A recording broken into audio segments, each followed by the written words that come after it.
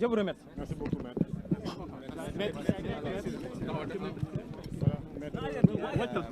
Alors ñu ngi am maître Ciré Clédor Ly moom aussi moo war a addu jëmale ci circonstance bi ñu bàyyi ko mu wax. Maître Ciré.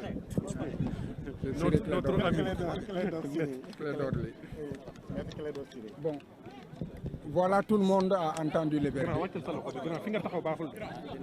Bon, yaa ngi taxaw si kanamu caméraman yi quand même.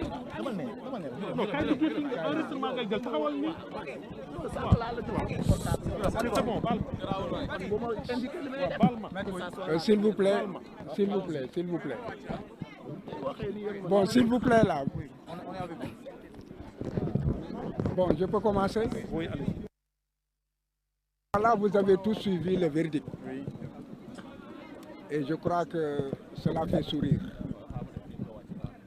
Il est clair que le complot d'État dont nous parlions depuis le début était avéré. Et la décision rendue aussi reste toujours dans ce complot d'État. Tout un pays a été pris en otage pendant au moins 2 ans. Il y a plus de 2 ans. Il y a eu des morts, 24 morts, dit-on. Sans compter qu'il peut y avoir des morts qui ne soient pas encore listés. Et des centaines de blessés. Les libertés publiques confisquées. La liberté d'opinion confisquée.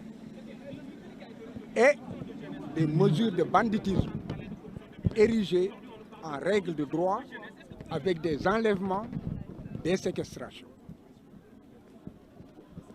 Aujourd'hui, ce complot a été éventré simplement parce que la commande qui était faite par l'État du Sénégal au juge n'a pu être livrée.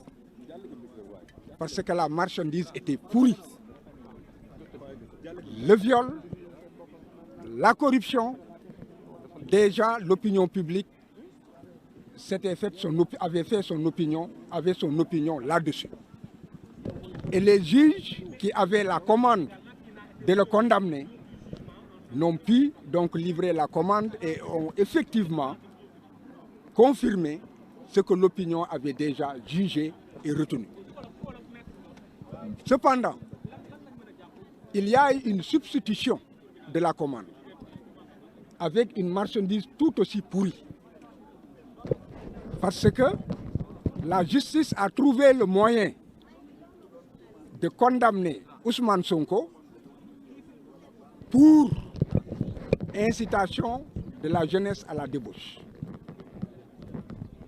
C'est technique, je n'y reviens pas. Mais ce qui peut être compris par tout le monde, c'est que nul ne peut être jugé sans qu'il soit mis en mesure et en mesure de se défendre sur les éléments qui lui sont reprochés.